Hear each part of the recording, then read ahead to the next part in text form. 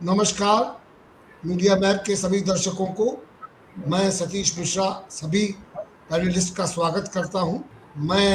हम लोग जो जिस विषय पर आज चर्चा करने जा रहे हैं, देश के प्रथम प्रधानमंत्री जवाहरलाल नेहरू को राष्ट्रीय स्वयंसेवक संघ और आज की मोदी सरकार उनसे पीछे क्यों पड़ी है, उनको क्यों बदनाम करने की कोशिश, इसके पीछे क्या है, इन कारणों को हम जानेंगे। हमारे साथ आज ऐसे नाम जुड़े हैं जो इस विषय पर वर्षों से काम करते चले आ रहे हैं। मैं उनका परिचय आपको देना चाहता हूं। सर्वप्रथम प्रोफेसर एस.डी. मुनि, जो मेरे गुरु हैं और जिन्होंने मुझको मार्गदर्शन किया है, अंतर्राष्ट्रीय विषयों पर उनका विशेषज्ञ है। उन्होंने देश की सेवा की है, लाओस में हमारे राजदूत रहे हैं, उन्होंने सिंगापुर यूनिवर्सिटी में पढ़ाया, जवाहरलाल नेहरू यूनिवर्सिटी में प्रोफेसर एमिरेटस रहे, और उनकी जितनी तारीफ की जाए, प्रशंसा की जाए, वो कम होगी। मैं उसमें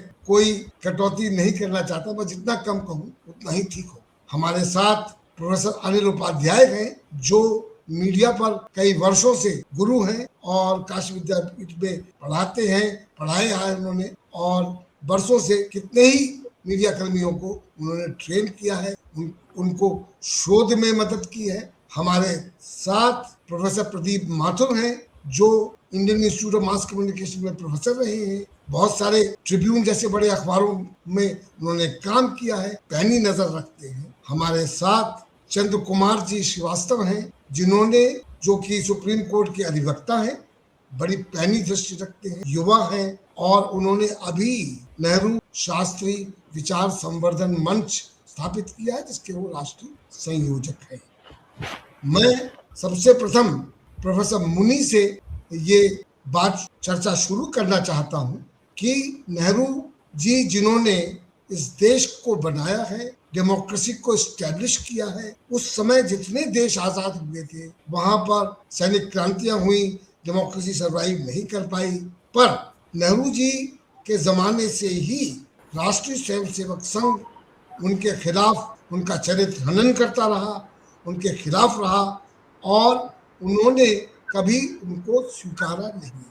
आप प्रोफेसर मुनीस, आप इसको किस तरह से देखते हैं, किस तरह से हमारा नुकसान इसमें होता है? डॉक्टर सतीश मिश्रा, अच्छा है आपके चैनल पे आने के लिए, जो आपने निमंत्रण दिया उसका शुक्रिया। दो बातें हैं साफ मेरे दिमाग में, जो बीजेपी भी, पुरानी जनसंघ कुछ हद तक, और राष्ट्रीय सेवक संघ से दो बातों से सफर करता है, जिसकी अभिव्यक्ति नेहरू को बदनाम करने में, नेहरू को छोटा दिखाने में, नेहरू को गलत दिखाने में, नेहरू को देश का नुकसान करने में सारे दोष लगाए जाते हैं। एक तो उनका अपना पुराना आत्मिक विश्वास की कमी है। उनको ये लगता है कि जो नेहरू का योगदान इस देश के लिए था, वो कोई भी राजनेता अभी तक उसको उस स्तर पर नहीं ले जा पाया, और वो लाख आपके जो एडवर्टाइजमेंट्स होते हैं, जो बयानात होते हैं,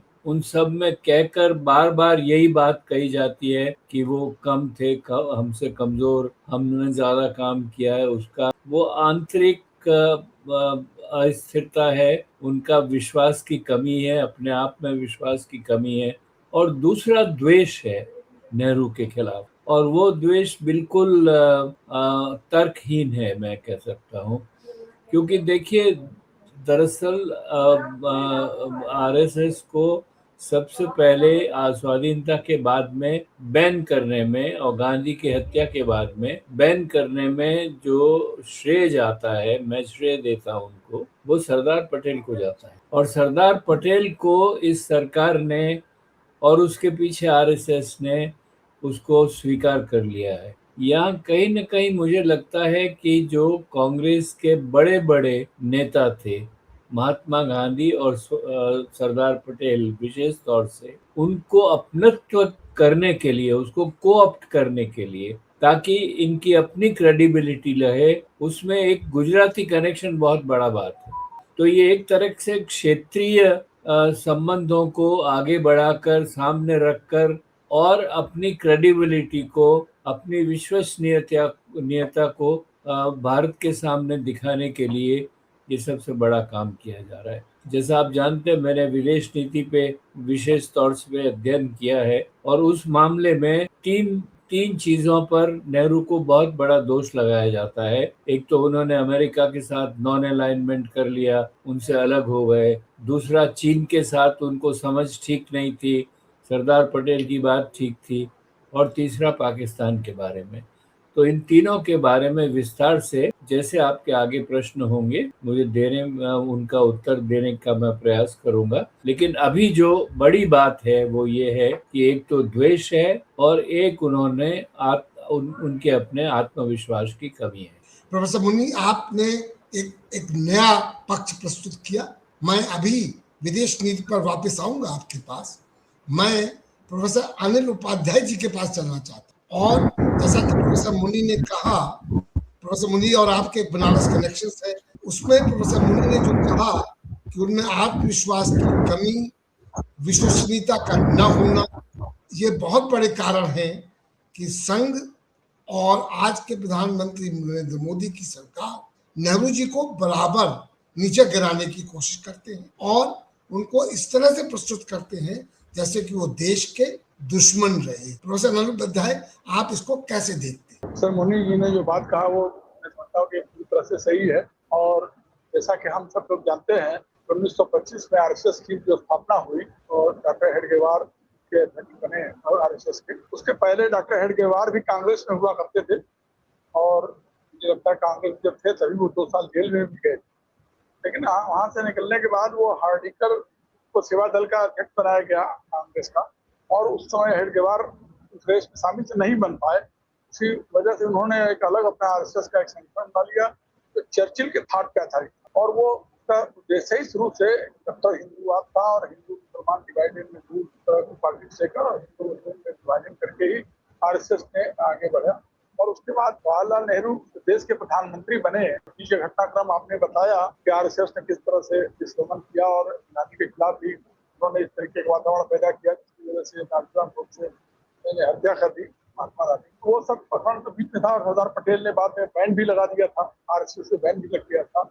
ये सब चीजें घटनाक्रम हुई, लेकिन नेहरू का व्यक्तित्व बहुत बड़ा व्यक्तित्व। पंडित जवाहरलाल नेहरू की जो पर्सनालिटी थी उससे हमेशा आरएसएस के लोग एक तरीके से कह सकते हैं आप जेलस रखते थे या उनके विरोध में रहते थे, उनके खिलाफ दुष्प्रचारकों के। नेहरू की पर्सनालिटी के आगे आरएसएस की कोई हैसियत उसमें नहीं। और अगर पंडित नेहरू चाहते तो परमानेंटली बैन कर सकते थे, लेकिन पटेल ने बैन भी किया बाद में। नेहरू की उदारता थी, उनको लगा कि आगे चल के इनकी विचारधारा में कोई परिवर्तन आएगा। आज यही सोचकर जब देश आजाद हुआ तो आजादी के बाद उन्होंने श्याम प्रसाद मुखर्जी को भी अपने मंत्रिमंडल में शामिल किया, डॉक्टर भीमराव अम्बेडकर को भी उन्होंने शामिल किया कि संविधान के ज्ञाता थे, विद्वान थे, और अन्य विचारधारक को भी उन्होंने शामिल किया और सारे लोग से। लेकिन उसके बाद श्याम प्रसाद मुखर्जी ने फिर जनसंघ की स्थापना कर दी और उसके बाद ये लोग कश्मीर के इशू हो चाहे अन्य कोई मुद्दे रहे हो, बराबर नेहरू को दोषी ठहराते रहे। और नेहरू को नेहरू जी 62 की चुनाव 62 का युद्ध में थोड़ा सा पराजय का मुंह देखना पड़ा भारत को। उसके बाद से आरएसएस ने और ज्यादा दुष्प्रचार करना शुरू किया और इनकी बुनियाद ही हिंदू मुसलमान के आधार पर या विभाजन के आधार पर बनी थी और ये बराबर नेहरू की आलोचना करते रहे। क्योंकि नेहरू का, जैसे मैंने बताया कि पंडित जवाहरलाल नेहरू विज्ञान के छात्र थे और कानून के छात्र, लेकिन वो एक इतिहासकार के रूप में ज्यादा जाना गया। डिस्कवरी ऑफ इंडिया जिन्होंने लिखा, भारत की खोज नामक पुस्तक, उस पुस्तक से उनकी लोकप्रियता बहुत ज्यादा बढ़ी, क्योंकि उन्होंने भारत का आज भी जो विदेश में जो लोग हैं, जो पढ़े लिखे विद्वान लोग हैं, वो आज जो भारत के बारे में जानना चाहते हैं तो पंडित जवाहरलाल नेहरू की डिस्कवरी ऑफ इंडिया या भारत की खोज ही पढ़ते हैं। तो इसकी वजह से नेहरू की पकड़ पूरे विश्व में थी। और मैं समझता हूँ पूरा भारत का जनमत, पूरा विश्व जनमत अंतर्राष्ट्रीय स्तर पे नेहरू के साथ हमेशा रहा है। प्रोफेसर उपाध्याय, मैं अभी आपके पास वापस आता हूँ। मैं अब प्रोफेसर प्रदीप माथुर के पास चलना चाहूंगा और उनसे पूछूंगा कि राष्ट्रीय स्वयंसेवक संघ जिस प्रकार से जहर उगलता है नेहरू के खिलाफ, उसका क्या औचित्य है आज के संदर्भ में और किस प्रकार से इसको काउंटर किया जा सकता है? मैं बिल्कुल स्पष्ट हूं कि ये भाजपा और खासतौर पे मोदी की भाजपा का नेहरू के विरुद्ध ये विश्वमन जो है क्यों होता है। देखिए, एक तो बड़ा कॉन्ट्रडिक्शन में ये है कि नेहरू न सिर्फ ब्राह्मण थे बल्कि बहुत उच्च ब्राह्मण थे, कश्मीर ब्राह्मण अपने को सर्वश्रेष्ठ मानते हैं और मैं समझता हूँ कि उनको जहाँ तक पुरानी भारतीय संस्कृति है उसका किसी भी बीजेपी वाले से ज्यादा ज्ञान था। जो उनकी पुस्तक है वो बताती है, डिस्कवरी ऑफ इंडिया, कि उन्होंने भारत की सब पुरानी सभ्यताओं को कितनी अच्छी तरह समझा, उसको बढ़ाने के लिए क्या क्या किया, ये सब बात जानते हैं। तो इन सब बातों के बावजूद अच्छा, मजे की बात यह भी है कि जो बीजेपी के जो संस्थापक थे अटल बिहारी वाजपेयी, वो नेहरू के प्रशंसक थे। जो नेहरू की पुण्यतिथि पे जो उन्होंने वक्तव्य दिया है वो आगे आज भी आप सुन ले तो आंखों में आंसू आ जाते हैं। तो आखिरकार ये मोदी की भाजपा इसका विरोध क्यों करती है, ये प्रश्न मेरे दिमाग में बहुत था। मैंने इसके बारे में सोचा, लोगों से बात करी। मैं बड़े स्पष्ट हूं कि क्यों विरोध का कारण है। विरोध का कारण ये है कि नेहरू जी समझते थे कि देश के आर्थिक विकास के लिए आवश्यक है कि जो देश का जो गरीब वर्ग है, जो डिप्राइव्ड वर्ग है, उसके लिए संसाधन मुहैया किए जाएं। और इसीलिए नेहरू जी उस पूंजीवादी व्यवस्था के खिलाफ थे जो कि अभी तक चली आ रही थी, जो कि पूरी तरह एक शोषण पर आधारित थी, गरीब आदमी। तो मैं समझता हूँ कि नेहरू जी उस निजी पूंजी के उसी जिसको आप क्रोनी कैपिटलिज्म कहते हैं उसके विरोधी थे। और ये क्रोनी कैपिटलिज्म आज जो है भाजपा की सबसे बड़ी जो है नीति भी है, शक्ति भी है और उसका आधार भी है। क्योंकि नेहरू जी क्रोनी कैपिटलिज्म के विरोधी थे, तो भाजपा को शायद ये लगता होगा कि कहीं अगर नेहरू जी की विचारधारा पर प्रहार ना किया जाए और इस बात की बात होने लगे कि उन्होंने कैसे इसको कंट्रोल किया, कैसे उन्होंने ये कहा कि जो इकोनॉमी के जो हाइट्स हैं, डोमिनेटिंग हाइट्स है, उस पर स्टेट कंट्रोल हो, पब्लिक सेक्टर को कैसे बढ़ाया, उन्होंने वर्कर की भलाई की कैसे बात करी। अगर ये बात ज्यादा आ गई तो भाजपा का जो आर्थिक आधार है और जो इसके मित्र हैं उनका जो पूरा व्यावसायिक आधार है, शायद उसी को चोट पहुंचेगी। इसलिए मैं समझता हूँ कि भाजपा के लिए आवश्यक है कि नेहरू के खिलाफ लगातार विश्ववान करती रहे। प्रोफेसर माथुर ने बहुत गहरी प्रकार से, बहुत अंतर्दृष्टि देते हुए बात कही कि क्यों भाजपा। मैं चंद्र कुमार जी के पास चलना चाहूंगा और उनसे पूछूंगा कि चूंकि वो युवा हैं, वो किस प्रकार से इसको देखते हैं कि मोदी की सरकार और मोदी के मंत्री और राष्ट्रीय स्वयंसेवक संघ जिस प्रकार से नेहरू को डाउन करता है, उससे वो क्या प्राप्त करते हैं। आप क्या मानते हैं कि हमारा जनमानस इसको स्वीकार रहा है? चंद्र कुमार जी। बहुत बहुत आभार आपका पंडित जी। आज आपने बहुत ही इस देश को बनाने वाली चर्चा को छेड़ा है। सबसे पहले हम पंडित नेहरू को अपनी श्रद्धा सुमन अर्पित करते हैं। आज के दिन उनकी पुण्यतिथि है और मैं आपके चैनल के माध्यम से कहना चाहता हूँ, आज के दिन एक युग का अंत हो गया। अब नेहरू जी के बारे में कितना बोला जाए, बहुत कम है। शायद आपको चैनल में पता होगा कि इन्हीं सब बातों को लेकर के इतनी मैं हृदय से पीड़ा होती है और बहुत लोग बहुत काम कर रहे हैं इस देश में। हमारा कोई राजनीतिक संगठन ऐसा नहीं है कि जो नेहरू जी को डिफेंड करे।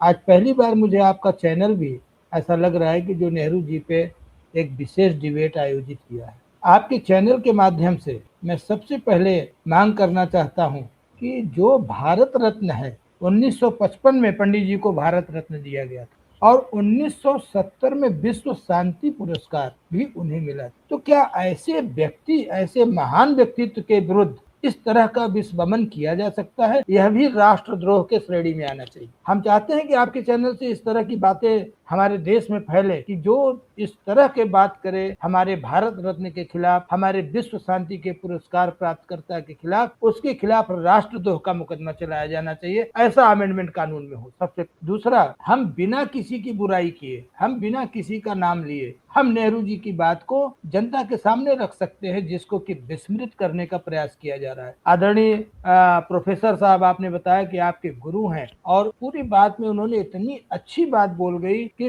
तर्कहीन द्वेष लोग कर रहे हैं नेहरू जी। अरे भाई, बहुत क्लियर कट है समाज में कि मैं अच्छा हूँ, बहुत अच्छी बात है, आप अपने को कह सकते हैं, लेकिन मैं ही अच्छा हूँ यह कहना बहुत गलत है। और नेहरू जी की अगर आप बात करेंगे तो मैं इतना ही कह सकता हूँ कि बहुत संभ्रांत परिवार से मोतीलाल नेहरू जी को क्या जरूरत कि वो अपने बेटे को देश को दे दे। उनको किसी चीज की कमी नहीं थी, वो भी अपना आनंद भवन में आनंद करते, लेकिन नेहरू जी को ही नहीं दिया, आनंद भवन भी दान दे दिया देश को। अब जितना लोग चर्चा करते हैं कि मैं प्रधानमंत्री इतने वर्षों से, इतना ये इतना वो, आज आप देखिए तो नेहरू जी उतने वर्ष जेल में बिताए हैं, आजादी की लड़ाई लड़ी हो, स्वतंत्रता संग्राम सेनानी और सबसे बड़ी चीज, आज इतने विद्वान लोग आपके चैनल पे आए हुए हैं। नेहरू जी एक बहुत अच्छे लेखक भी थे, और जो नेहरू जी ने लिख दिया, 3 किताबें उन्होंने लिखी, और उसका आज तक कोई काट नहीं है। उन शोध पत्र उन्होंने लिखा है, न कि किताब लिखा। और भारत की खोज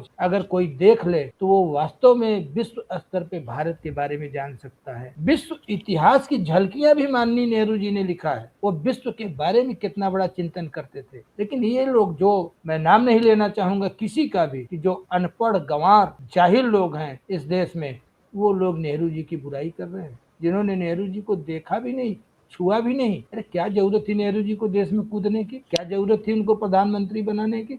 बट उस समय की आवश्यकता थी, समय की मांग थी, जिसको नेहरू जी ने बखूबी निभाया।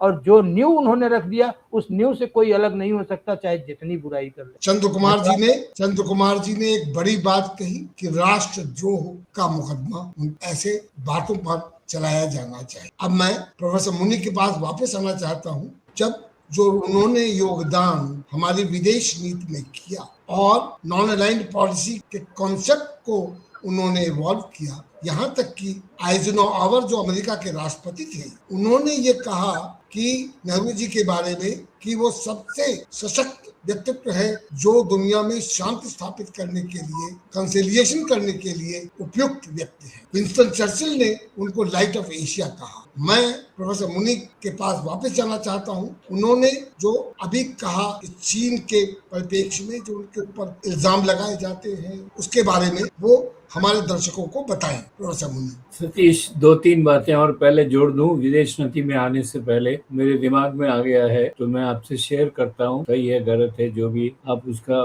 फैसला करें। दो जो बातें मैंने पहले बताई थी, उसके अलावा दो और बड़े कारण है कि बीजेपी और आरएसएस क्यों उनके साथ इतना विरोध करता है, क्यों इतनी घृणा करता है उनसे। एक तो बात है उनका सेक्युलरिज्म, और ये लोग हिंदू राष्ट्र बनाने में लगे हुए हैं। इन लोगों को ये समझ में नहीं आता है कि किसी भी देश ने, किसी देश ने अगर एक धर्म या एक जाति या एक जुबान या एक क्षेत्र के नाम पर राष्ट्र की आइडेंटिटी की है तो वो देश अंदर से टूट गया है। पाकिस्तान को हमने देखा हुआ है, श्रीलंका में देखे हमने वहां पर कितना क्या हुआ था, म्यांमार की हालत अभी देख लीजिए। ये सिर्फ मैं पड़ोसियों की बात कर रहा हूँ यहाँ। और इनको लगता है कि जो नेहरू का सेक्युलरिज्म था, जिसमें उसने किसी एक धर्म को महत्व नहीं दिया, लेकिन किसी भी एक धर्म की आलोचना भी नहीं की। उन्होंने सिर्फ ये कहा कि धर्म को राजनीति से मत जोड़िए, और इन लोगों की सारी राजनीति धर्म के आधार पर बैठी हुई है। पहली बात तो एक ये जो मैंने पहले 2 पॉइंट बताए थे, उसमें एक इसको भी जोड़ लीजिए। और दूसरा एक और मैं कहना चाहता हूं जो शायद बहुत पॉपुलर नहीं है, कि बीजेपी को लगता है कि अगर कहीं से खतरा है राजनीतिक दृष्टिकोण से तो वो सिर्फ कांग्रेस से है। कांग्रेस अभी बहुत कमजोर है, उनका नेतृत्व बिखरा हुआ है, उसमें एक लगन नहीं है, लेकिन कांग्रेस फैंटम है, नीचे गिरा है ऊपर उठा है। और आज भी जो दूसरी सभी क्षेत्रीय पॉलिटिकल पार्टीज हैं, उनको देखते हुए कांग्रेस ही एक ऐसा दल है जो आज नहीं तो 5 साल बाद, 10 साल बाद वो बीजेपी को हटाने में या उसके साथ संघर्ष करने की सामर्थ्य आज से ही रखता है। तो ये दो और कारण है जिनको हमें ध्यान में रखना चाहिए। आपने आइजनहावर को कोट किया, आइजनहावर ही नहीं, कैनेडी ने भी कहा, दुनिया अमेरिका के और दूसरे प्रेसिडेंट्स ने भी नेहरू की तारीफ की, आइंस्टीन ने तारीफ की, चर्चिल ने तारीफ। मेरे पास सैकड़ों कोटेशंस हैं ऐसे जिसमें नेहरू की, उसके व्यक्तित्व की, उनके प्रभाव की, उस वक्त की दुनिया को ढालने में जो उनका योगदान था उसकी सभी ने तारीफ की। यहाँ तक कि रूस और अमेरिका दोनों ने मानकर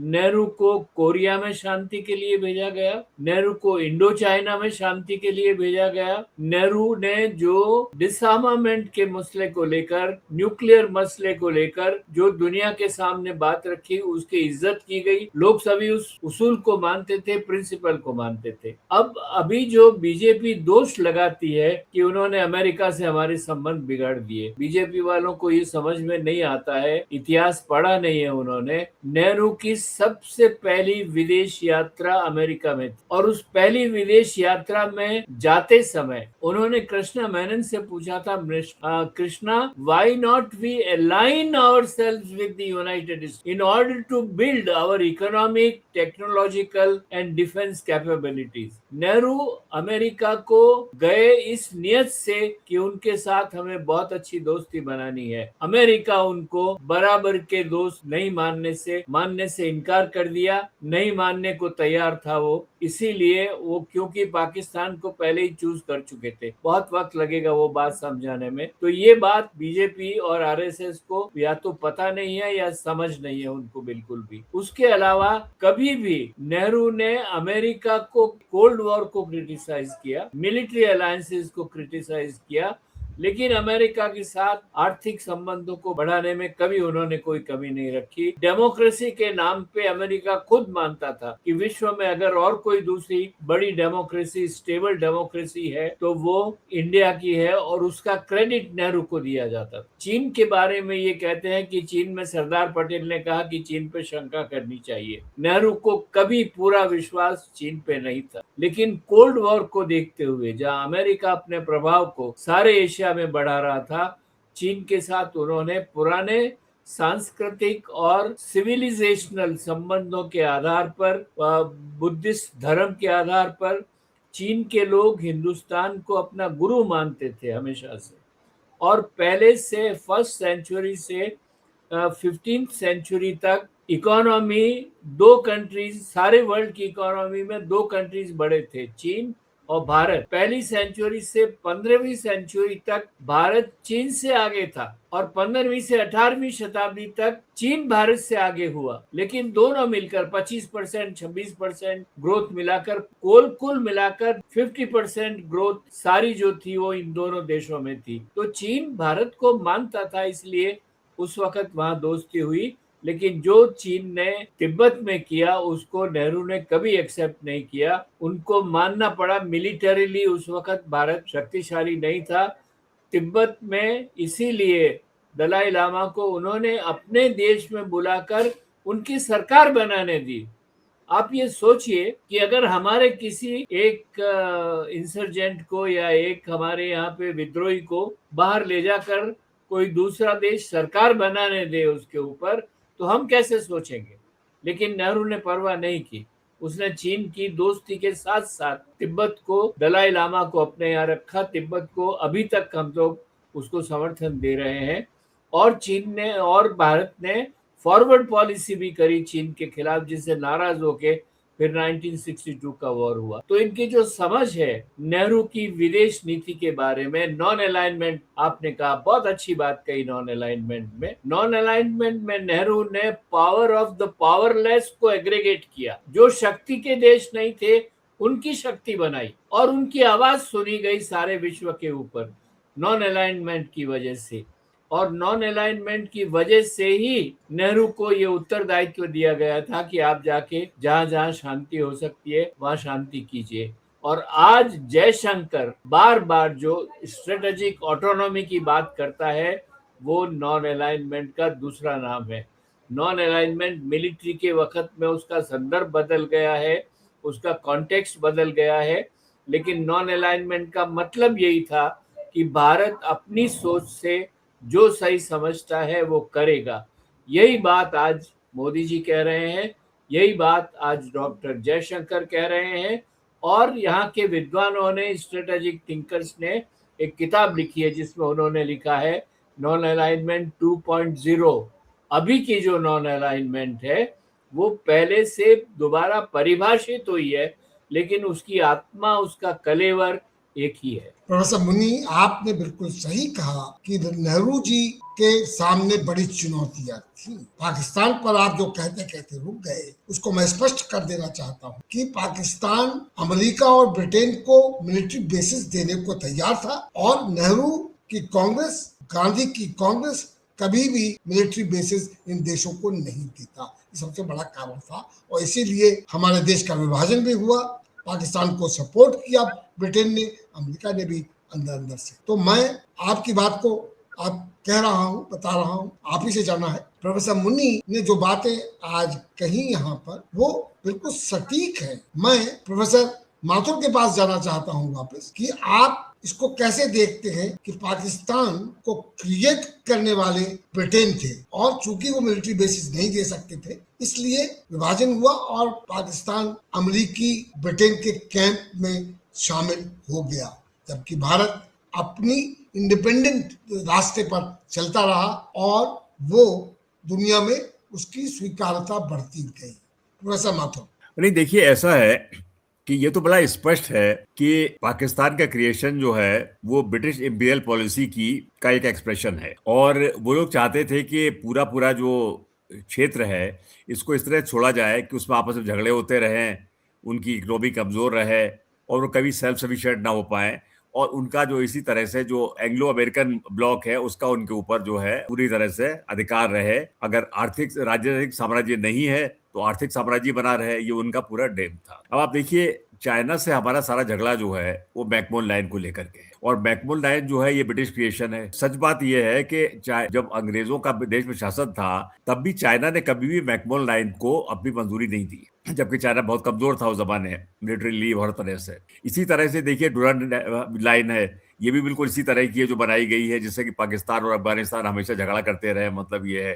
तो ये तो ब्रिटिश जो पूरी आप कहे डिप्लोमेसी का है या कॉन्स्पिरेसी का अंग रहा है कि दोनों में झगड़ा रहे। समस्या इस बात की है कि जो नेता आए भारत में और पाकिस्तान में वो इसको खेल को नहीं समझ पाए और उसमें उलझे रहे। कायदे से उनको इससे समझना चाहिए था कि क्या ब्रिटेन की वो है, इसमें पॉलिटिक्स थी इंपीरियल ब्रिटेन की और इससे ऊपर उठ करके उन्हें साउथ एशिया को एक बड़ा प्रॉस्परस और एक पोटेंशियल एक इकोनॉमिक पावर बनाना चाहिए था, जो काम उन्होंने नहीं किया और इस कारण जो है उनका एक्सप्लोटेशन भी होता रहा और उनका इकोनॉमिक ग्रोथ भी पीछे पड़ा रहा और अभी भी मैं समझता हूँ कि वो काफी पीछे है। नेहरू जी इस बात को समझते थे, इसीलिए उन्होंने पाकिस्तान के साथ भी एक ढंग की पॉलिसी रखी, चाइना के साथ भी वो रखना चाहते थे, सब है, लेकिन तमाम ऐसे वेस्टर्न इंटरेस्ट थे जिसकी वजह से वो पूरी तरह से बार में सफल नहीं हो पाए। लेकिन तब भी नेहरू जी क्योंकि ब्रिटेन का ये गेम समझते थे इसलिए उन्होंने भारत को एक खास तरह का आर्थिक एक आधार देने की कोशिश करी, जो कि बहुत ही मैं समझता हूँ क्रेडिबल था और जो आज हमें जो इकोनॉमिक प्रॉस्पेरिटी हम देख रहे हैं वो सब जो है उसी की वजह से हुआ। अब ये सरकार जो नहीं चाहती उसके अगेंस्ट है, जैसे मैंने आपसे अभी थोड़ी देर पहले कहा कि ये तो क्रोनिक कैपिटलिज्म में बिलीव करती है, तो ये नेहरू जी की आर्थिक जो नीतियां थी वो इसको खटकती हैं, इसीलिए ये दिन रात नेहरू जी के बारे में विश्वमन करते रहते हैं। अब जहां तक अभी डॉक्टर साहब ने बिल्कुल अच्छा सही बताया, इनको दोबारा जाना पड़ रहा है नेहरू की नॉन अलाइड पॉलिसी की तरफ से, मतलब अब उसको दूसरी तरह से कहे ना कहे ये सब है और उसकी पॉलिसी पे ना स्टे करने की वजह से इनका इतना नुकसान हुआ है कि आज देखिए अमेरिका और ईरान में जो लड़ाई हुई तो पाकिस्तान जैसा छोटा कंट्री एक मध्यस्थ बना हुआ है। कायदे से ये काम हमको करना चाहिए था।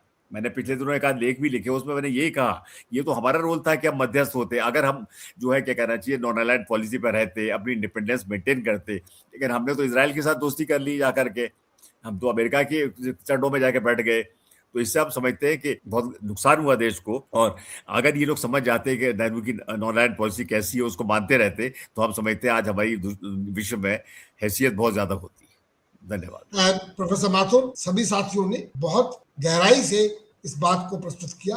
मैं एक थ्योरेटिकल क्वेश्चन, इससे पहले कि कार्यक्रम समाप्त हो, मैं थ्योरेटिकल क्वेश्चन, हाइपोथेटिकल क्वेश्चन पूछना चाहता हूं सभी अपने पैनलिस्ट से कि अगर आज नेहरू जिंदा होते तो जिस प्रकार से अमेरिका इजराइल ने ईरान पर युद्ध थोपा है वो क्या कहते और क्या करते? प्रोफेसर मुनी। देखिए इस पे हमारा पोजीशन पहले से बहुत साफ है सतीश। पैलेस्टीन को हम सपोर्ट करते हैं, इजराइल को हम मानते हैं, उन्होंने बहुत बुरा काम किया है पैलेस्टीनियन के साथ में, कभी उनको अप्रूव हमने नहीं किया, नेहरू के वक्त में नहीं किया, मिसेस गांधी के वक्त में नहीं किया, राजीव गांधी के वक्त भी नहीं किया। इजराइल से संबंध रखे हमने, लेकिन उनकी इस पॉलिसी को कभी हम लोगों ने अप्रूव नहीं किया। तो आज भी हम लोग, आज जो स्थिति है ना, देखिए अमेरिका के साथ संबंधों को बढ़ाने में आप मोदी जी को क्रेडिट मत दीजिए। अमेरिका के साथ संबंधों को बढ़ाने की शुरुआत खुद इंदिरा गांधी ने की थी 1980-81 से लेके, जब वो रेगन से मिलने गई थी, लेकिन असली शुरुआत उसकी हुई है मनमोहन सिंह के कारण। 2005 में डिफेंस एग्रीमेंट हुआ, 2008 में न्यूक्लियर इश्यू पे एग्रीमेंट हुआ, उसके बाद टेक्नोलॉजी के एग्रीमेंट्स होने शुरू हो गए उसके साथ में, उसी को आगे बढ़ाया है मोदी जी की सरकार। वो कोई नया एक आविष्कार उन्होंने वहां पर नहीं किया। फर्क ये है कि मनमोहन सिंह ने कभी भी अमेरिका के खिलाफ दास्ता नहीं दिखाई कि जो अमेरिका ने कहा वो मान लिया। अमेरिका ने क्या क्या नहीं कहा, हम लोगों को हेल होल कहा उन्होंने, और हम लोगों ने उस पर कोई रिएक्ट भी नहीं। अमेरिका ने ईरान पे अटैक किया उस वक्त जब नेगोशिएशन चल रहे थे, और हमने उसकी भर्त्सना नहीं की। तो ये सिचुएशन मनमोहन सिंह के वक्त भी नहीं होती तो नेहरू के वक्त में होने का तो प्रश्न ही नहीं उठा। और इंदिरा गांधी ने 1971 में, बड़ी लंबी कहानी है, हम लोग नहीं कर सकते हैं, पाकिस्तान की भी बहुत लंबी कहानी है, बहुत सारी बातें हैं। उस अमेरिका ने पाकिस्तान की सत्ता को बदला, लियाकत अली खान को एसिसिनेट करवाने के बाद में मिलिट्री बिल्ड करी, और मिलिट्री का रूल उन्होंने बनवाया वहां पर, ताकि पाकिस्तान हमेशा से उसका एलाई रहे।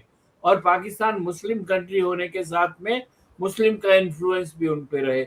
बहुत सारी दूसरी बातें थी उसमें। उन्होंने लैटिन अमेरिका में मर्डर करवाए, उन्होंने ईरान में मोसादक को मर्डर करवाया, एक को नहीं करवाया। जो कोवर्ट मर्डर की, कोवर्ट ऑपरेशंस की जो टेक्निक है, वो अमेरिका ने आज से शुरू नहीं की है, वो अमेरिका ने की है लेट 40s से अर्ली 50s। प्रोफेसर मुनि ने बात स्पष्ट कर दी कि क्या कर, प्रोफेसर माथुर ने कह दिया।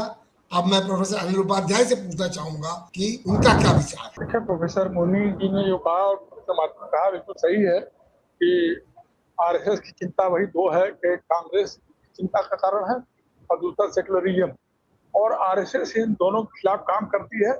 और पंडित नेहरू का व्यक्तित्व, जैसा कि मैंने पहले कहा, अंतरराष्ट्रीय व्यक्तित्व रहा है, और वो वामपंथी दक्षिणपंथी की दोनों के बीच में उन्होंने एक निश्चित अर्थव्यवस्था का रास्ता चुना, और नॉन अलायंस मूवमेंट, जिसको निर्गुट आंदोलन कहते हैं, उसके वो नेता थे। नासिक नेहरू इन्होंने मिलकर जो चलाया, जिससे कि भारत की स्थिति पूरी दुनिया में एक अच्छी अलग पहचान बनी है जिसकी बनी, और भारत की अर्थव्यवस्था भी उनकी मिश्र अर्थव्यवस्था के कारण, मिश्र इकोनॉमी के कारण आगे बढ़ी। लेकिन वर्तमान सरकार न वामपंथी है न दक्षिणपंथी, न इधर के है न उधर की, इसकी नीति स्पष्ट नहीं है। और इनके वर्तमान सत्ता में जो लोग हैं वो पढ़े लिखे कितने हैं, इंटायर पॉलिटिकल साइंस की डिग्री धारी हैं, इनको लेकर ही विवाद है कि वो पढ़े लिखे हैं कि नहीं है। ऐसे समय में बड़ी चिंता का कारण है कि नेहरू जैसी बड़ी हाइट का आदमी जो पहला देश का प्रधानमंत्री बना, और इन 75 वर्षों में देश की दशा हो गई, ऐसा प्रधानमंत्री है जो देश के बारे में ठीक से बता भी नहीं पा रहा है, और जो ईरान पे हमला किया अमेरिका ने, उसके खिलाफ एक शब्द बोल नहीं पा रहा है। मनमोहन वो कहते थे, मनमोहन सिंह को, फिर भी मनमोहन सिंह जी कुछ बोलते थे, और हमारे प्रधानमंत्री जी किसी भी नीतिगत विषय पे कोई अपनी बात नहीं रखते हैं, भारत का कोई पक्ष नहीं है, और अमेरिका जो भी कह रहा है उसकी बात को दब के मान ले रहे हैं। तो मैं समझता हूँ कि पंडित जवाहरलाल नेहरू होते तो कभी वो बात न मानते, तो भले पंचशील के नेता थे, विश्व शांति के समर्थक थे, सब थे, लेकिन पंडित नेहरू का व्यक्तित्व बहुत त्याग व्यक्तित्व था, और वो इस तरह से दब के न रहते जैसा कि आज देखने को मिल रहा है। प्रोफेसर उपाध्याय, आपने बिल्कुल स्पष्ट कर दिया। चंद्र कुमार जी, शॉर्ट में आपका क्या कहना है इस पर? बहुत ही शार्ट में 2 शब्दों में कहना चाहता हूँ। इतिहास किसी भी देश का दर्पण होता है, और हम लोग जो बातें कर रहे हैं वह इतिहास की बात कर रहे हैं। और मैं बीजेपी को इस बात के लिए धन्यवाद करना चाहता हूँ कि आज नेहरू जी उनके कारण से फिर से चर्चा में हैं, और इतिहास जब भी कोई पढ़ेगा तो ये समझ लीजिए कि इतिहास इस देश का दर्पण है, तो उसमें कोई नेहरू जी के सामने खड़ा नहीं हो सकता है, यह बिल्कुल तय है। और सबसे बड़ी चीज़ हमें जो चिंता इस समय सता रही है वो यही है कि क्या इतिहास गलत पढ़ाया जा रहा है आने वाली पीढ़ियों के लिए। तो आज इतने विद्वान लोग हमारे इस चैनल में डिबेट में है, इतने वरिष्ठ लोग हैं जो अपने अनुभव को आपके माध्यम से पूरी देश को, पूरी दुनिया को बताना चाहते हैं कि नेहरू जी का व्यक्तित्व कितना बड़ा था। उनको आज पुण्यतिथि पे पुनः मैं अपनी श्रद्धांजलि अर्पित करता हूं। और जो आपका प्रश्न है कि नेहरू जी होते तो क्या करते, अरे नेहरू जी को तो विश्व शांति पुरस्कार मिल चुका था, वो शांति की ही बात करते, इसी पे हमारा देश खड़ा हुआ है। जय हिंद। बहुत धन्यवाद चंद्र कुमार जी। हमारे सभी पैनलिस्ट ने बहुत गहराई से नेहरू जी के बारे में बताया। मैं सबको धन्यवाद देता हूं कि आज कार्यक्रम इतना सुचारू रूप से चला, और हम इस बात में सफल हुए कि नेहरू जी के कुछ आयामों को हम आपके सामने रख सके। हमारे मीडिया मैप के दर्शकों, अगर आपको ये कार्यक्रम पसंद आया हो तो आप शेयर करें, लाइक करें और सब्सक्राइब करें। सभी पैनलिस्ट का मेरा प्रणाम और धन्यवाद।